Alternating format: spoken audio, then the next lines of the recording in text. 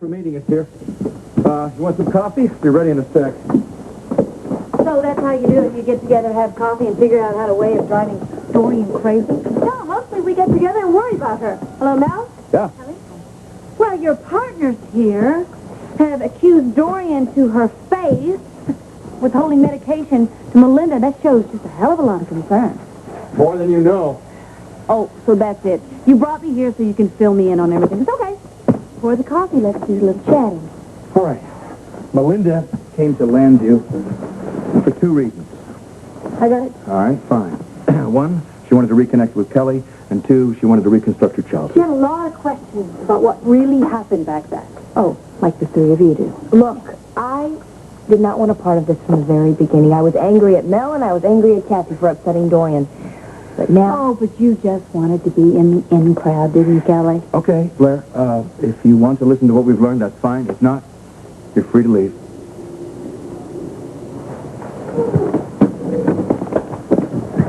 All right.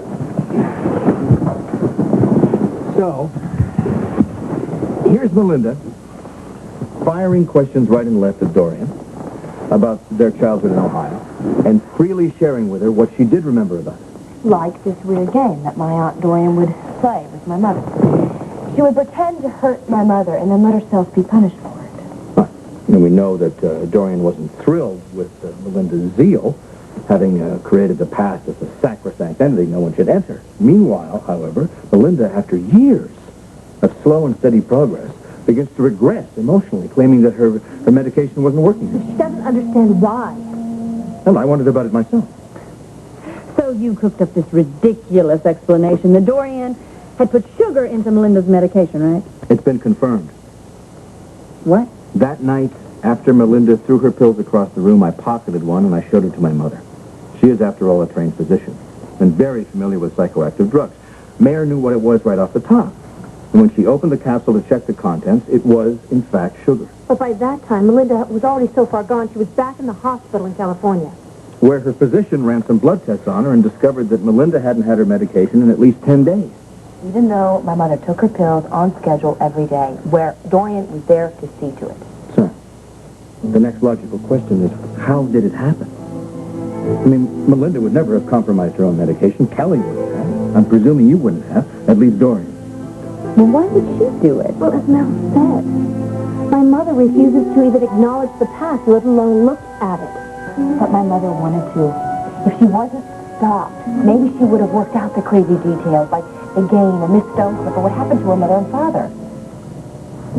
Well, what did happen to our grandparents? Not what we've been led to believe.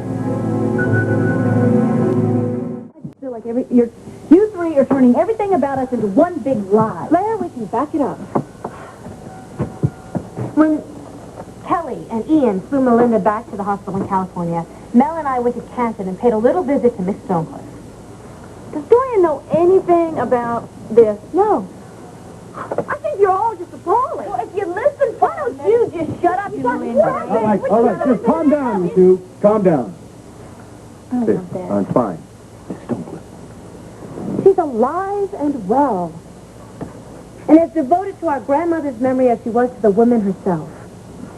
Her eyes practically glowed when she talked about how gifted and beautiful Sonya was, how she was such a great artist and full of passion, and how some of that fire found its way into her 3 children, making them so competitive they were nearly impossible to deal with. Did she say anything about my mother? Yes, she did. She said Addie tortured my mother. And she mentioned the famous scissor attack.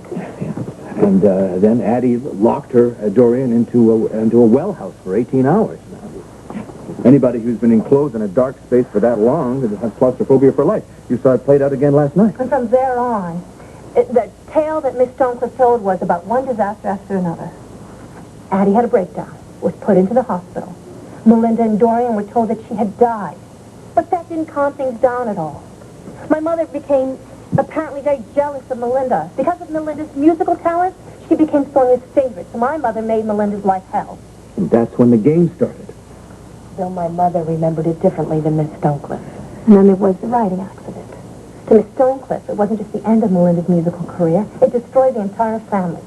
Sonia was so upset that Lou took them both away for a couple of days, and on the way back, They were killed in the plane crash. Oh, we know all of this. You're just adding details to things I already know. All right, just a minute. What? Miss Stonecliffe said that she claimed the bodies herself in Bracken County, Kentucky, to bring them home to the farm for burial there. We saw the graves. Right. But it didn't quite feel right. I mean, somehow the story just seemed too presented, so we did some checking up. It turns out that there are no death certificates on file in Bracken County, Kentucky for Lou and Sonya Cramer, deceased August 27, 1960. Except that the undertaker in Canton had copies of Bracken County death certificates for both of them. So, when I went to Kentucky, with the copies the undertaker had to match them up against the original death certificates, lo and behold, the originals were for two completely different people.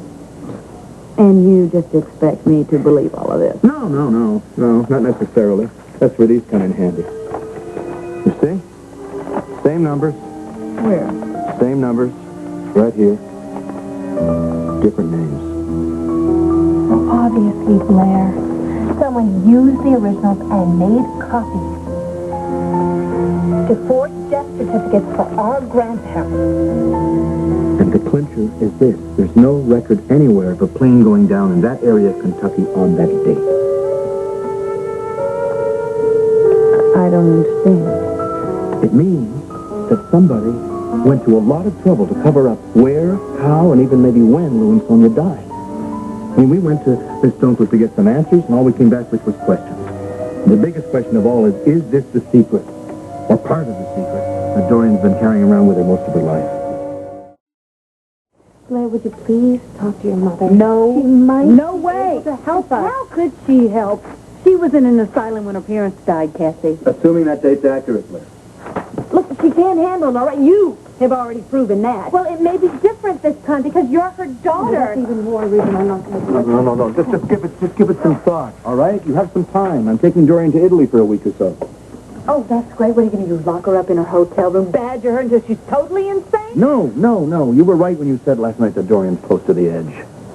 My intention from the very beginning was to pull Dorian back from the darkness, not to push her further into it. This trip is strictly R&R. Blair, please. There's something else we need to ask you. Please, do not mention any of this to my mother. At least not until she gets back from her trip. So the three of you want me to join you in this conspiracy. Is that it? You're willing to protect Addie out of love? This is no different. You imagine what kind of damage this could do to Dorian if she finds out this information when she's not prepared to hear it.